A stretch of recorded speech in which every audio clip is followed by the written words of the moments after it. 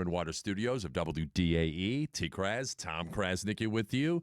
Tim Bernard on the other side. You there. Rays baseball coming up tonight. The Red Hot Rays look for their 8th win in a row. They'll try and sweep the Royals in Kansas City with Ian Seymour on the mound. Of course, you can listen to all the action right here on your home for Rays baseball, WDAE. The Rays are in first place. They are red hot. Junior Caminero's red hot. We're a month away from the trade deadline. There's so much happening. And the Rays could have a good problem on their hands with some guys coming back off the injured list. So where do we stand right now with your Tampa Bay Rays as they are on this epic run? Ladies and gentlemen, he is with us right now. Let's go to the Central Florida Behavioral Health Network WDA hotline. Learn more at cfbhn.org. He's with us on a Thursday because we're not here tomorrow. It's the Rays president of baseball operations, Erik Neander, and he's back with me here on the drive. Happy Thursday, El Presidente. How are you? Happy Thursday. Happy to accommodate anything you need, sir. I appreciate that, sir. One of your players was just in here, Ryan Pepio, so he told me to tell you hello, and he was amused by your hello, Mr. Pepio greeting from last week. Got to be professional. Got to be respectful. That's right. Yes, you are. Let's talk about the streak that you're on, specifically the streak that Junior Caminero is on at this point. It's something that we haven't seen in a very long time, the youngest player in baseball history since 1900. At the age of 22 to homer in 6 straight games. He's seeing the ball well, whether it's early in the count like last night, whether it's him working the count. He's not chasing pitches. He's drawing walks. I mean, right now he's in the kind of zone that you rarely see. So from a front office perspective, what are you seeing? Yeah, it's one of those that just don't talk about it, just enjoy it. It's, we've talked a lot about Junior the last few years, and for a young player, one of the things that has consistently stood out the most is just how quickly he adapts. For a young player, he grows on the fly, day to day, week to week, month to month. A lot of young players, it's season to season. They use the off season to reorganize themselves, learn some things, reflect on the prior season, apply it, make themselves a little bit better the following year, make those adjustments. He just makes adjustments as soon as he needs to, it seems, and it just keeps going and going.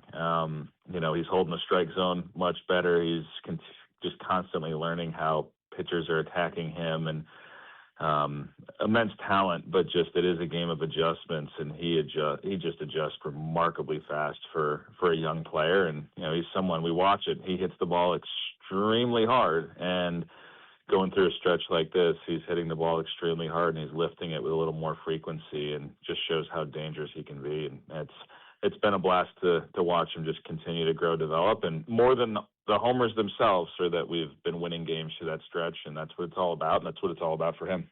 Right now you guys are on a serious roll with Junior being obviously a big part of it, and a lot of people want to know about Junior, and I know how you feel about Junior. I know how the organization feels about Junior. You love him. You want him here long term.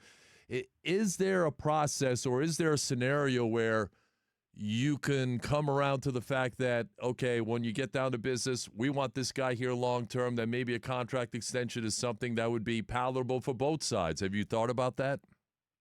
Yeah, always. Any of our players. Look, it's not something we've always had the benefit of having, but continuity is important, learning together, growing together, player to player, player to staff, staff to staff. It is critical, I think, to our success and our growth, and that goal that remains to win a championship. So, the way the system's set up, we certainly do have time where that doesn't have to be something that is figured out, this evening. Right now, it is all about performance maximization for the team, for him, and building that relationship. But that couldn't be in any healthier of a place, and would love nothing more than to continue to watch Junior in this uniform for a long time. But right now, we got to win baseball games, do what we can to change our fortunes from the last few years. And like I said, that goal of winning a championship sooner rather than later. Rays president of baseball operations, Erik Neander, is with me here on the drive on a Thursday. Rays in Kansas City tonight looking for the sweep. They have 50 victories under their belt in first place. another really a promising sign from the game last night was Shane McClanahan. You pushed him back. They got him some extra rest.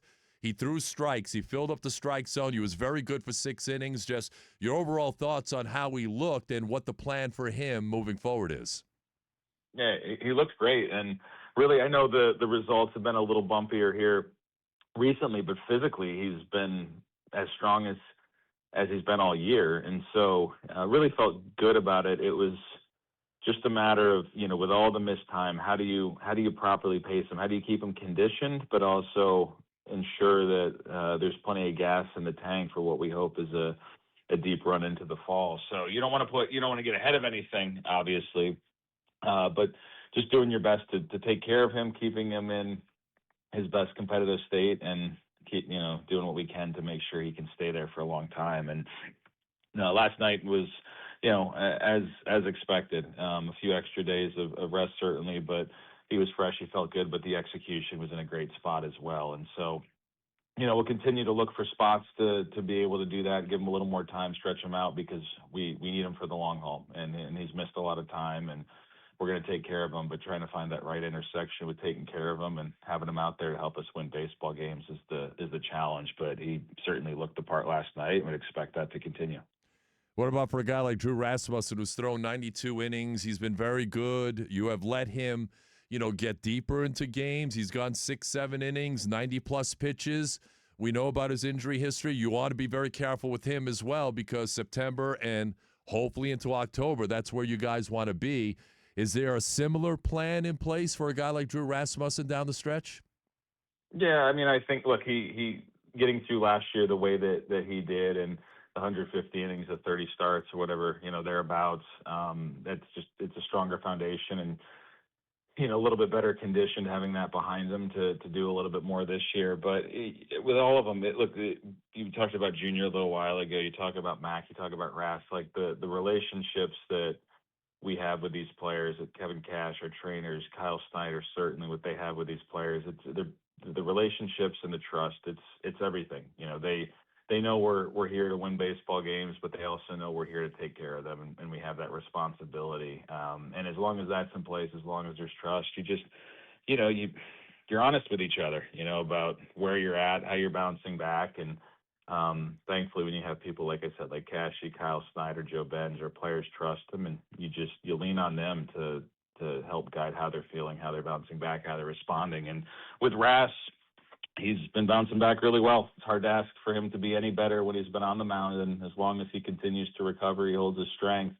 You just keep moving it along and letting him take on what he can. But he's in as good a place as arguably he's ever been in all regards. You're going to have a really interesting problem on your hands, Erik, because you've got some guys rehabbing. They're on the way back. You've got some guys performing up and down your lineup. Your offense is clicking. The pitching's been outstanding. Your closer, Brian Baker, I just talked to him the other day. He has had an all-star type of season.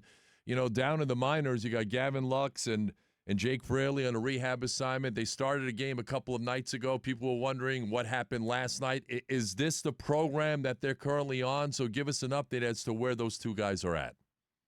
Yep, just normal kind of return to play, acclimating them, get them on their feet, get them into a game.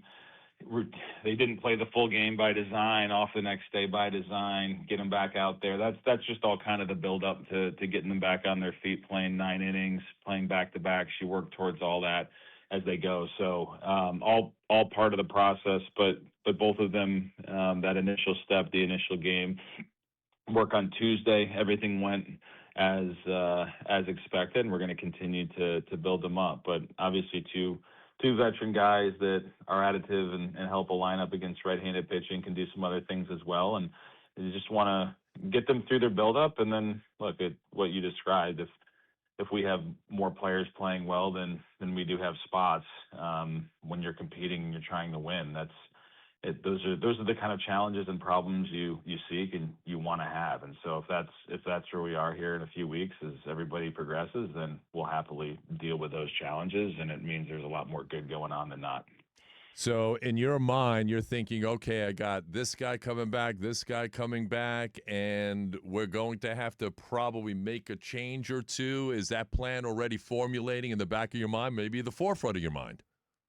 Yeah, I mean, you always have an idea of if we've had to fast forward 2 weeks, what are the things that we do? I'm using 2 weeks as a placeholder, but um, eh, I think at the same time, you want to be careful not to get too far ahead of yourselves when it comes to that, and to stay present in the meantime, make sure the players that are currently active, you're doing everything you can to support them. So yeah, look, you have tentative thoughts and ideas and plans, but those are things that, like I said, I hope we're in a spot where we got 13 guys that are active and healthy and they're all rolling, and then we got more we're looking to bring back in the mix, and we have a really hard decisions about what to do with that. But we still have some time before we get there. Like I said, we have an idea of what we would do, but we got to get there first and have everyone healthy and playing well.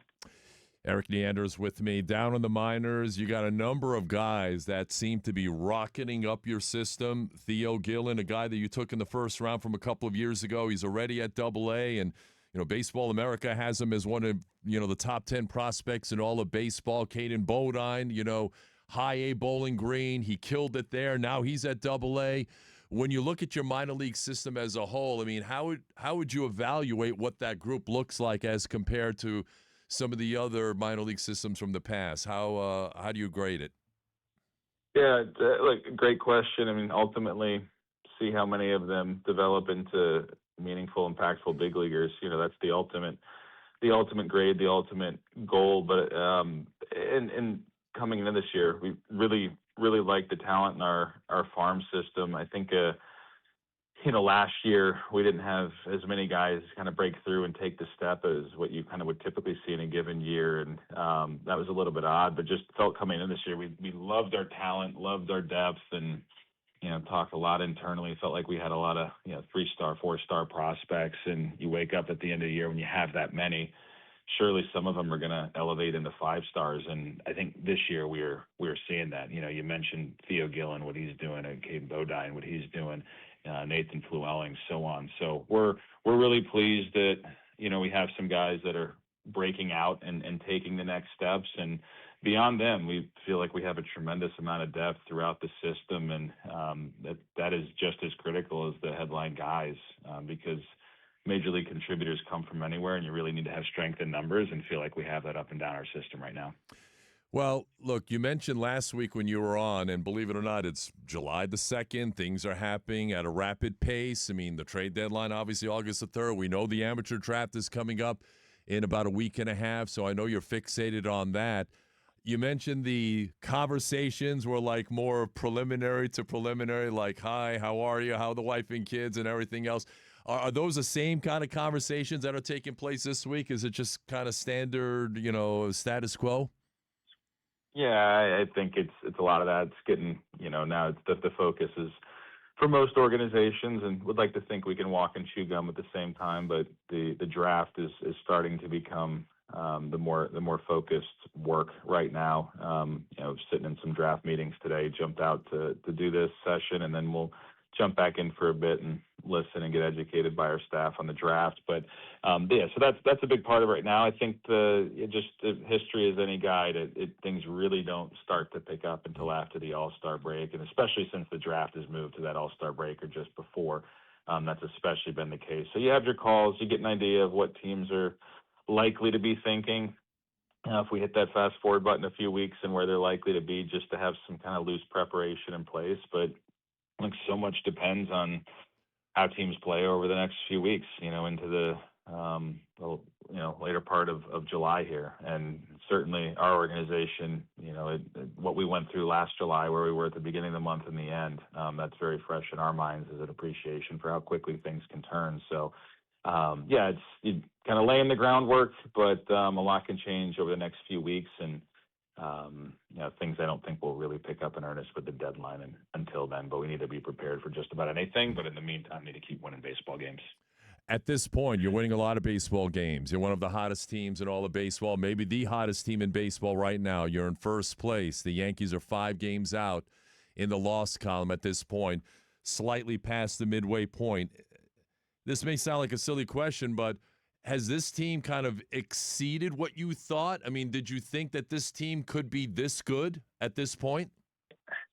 Yeah, I mean, it's a good question. I don't think, like we have talked from this off season on about like, man, how much we love this team. I mean, it is a very, very well connected group, and we've had some really good ones. It's not to knock on any of our recent groups. I think we had a very connected group last year. And it's a big reason I think we were able to navigate without excuses a lot of what was thrown at us. And we had a tough July, and it kind of turned that season. But this is, 26 guys that are very, very well connected, and they care about one another. When you see them on the off days, they're getting together, they're spending their downtime together, and those signs. That type of connection is something that I do think there's a relationship between that and a group playing above kind of the individual parts of the club. If you break it down, I think that's what we're experiencing, and it's been a lot of fun. You couldn't ask for, I think, the group to, I think they're at a 97, 98 win pace right now. You couldn't ask for anything more out of any club, let alone this one. And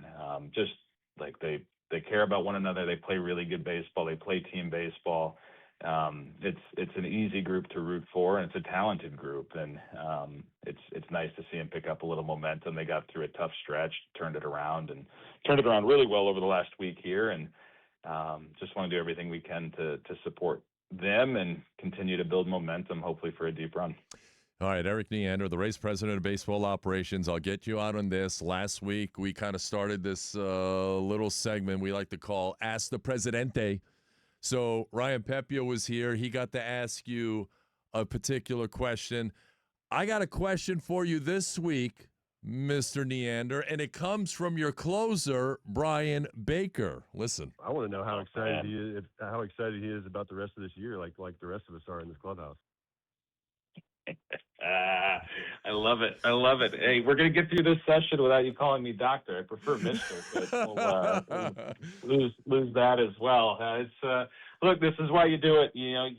We all pour ourselves into this to do all of our individual small parts to support our players, to see them achieve their goals individually, collectively. Certainly Bake's nailing it individually and collectively here and doing his part. It's fun. It's what it's about. You want to win baseball games. It's why we do this. It's why we've done it a long time. And obviously nothing would be more satisfying than winning the last game of a season here, and that's why we do it. So we're having a good time. I know it's a blast, and like I said, it's a hell of a group, and it makes it that much easier to enjoy the journey with them. So we're going to keep doing everything we can to support them, recognize what they have going on, and to answer Mr. Baker's question, I'd like to think we're having just as much fun, but also want to make sure that we're staying grounded and doing everything we can to go one day at a time to help them, not get too far ahead of things.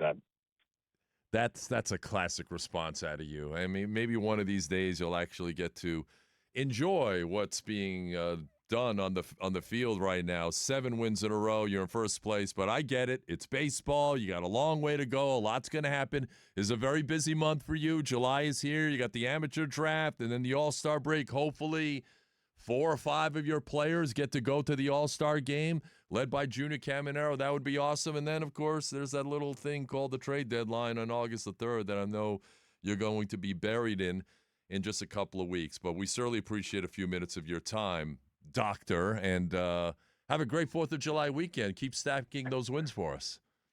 I was hoping I'd lose my license, but yeah, no, appreciate it. It's a very busy month. We'll sleep later, but it's for all the right reasons, and we can do everything we can to make the most of it. Well, have a great weekend. Keep it going, and we'll talk to you next week. Thanks. All right. Thanks, TKras. You got it. That's Erik Neander, the race president of baseball operations. I knew he was going to say that, Yeah. Yes, we're doing well, but, he always has, like, the bigger goals in mind and everything else. But right now, things are coming together. Hottest team in baseball. You're in first place. Hottest player in baseball, Junior Caminero, who will try for a home run in his 7th straight game tonight. Minor league system stacked. He's about to get a couple of guys back. For a lot of people who are wondering about Gavin Lux and Jake Fraley, he basically told you they played 2 nights ago. They came out of the game. That was by design. They didn't play last night. That was by design. They'll be back in there tonight. And at some point, those 2 guys will be back here. My guess is after the All-Star break. And then the Rays will have some interesting decisions to make there as they lead their way towards the August 3rd trade deadline. So exciting things happening for the Rays on and off the field. 888-388-0957. Text at 82945. Mailbag coming up in an hour. Ronnie Lane for a special edition of the Happy Hour at 5 o'clock. Mailbag at 5:30. And a little maximum overdrive before we kick off our Rays baseball coverage with slow pitch softball with Ronnie Lane at 6:30. All right, when we come back, it is a Thursday. What are the odds that Junior Caminero goes deep again tonight? We're placing some action. A little let it ride action is coming up next.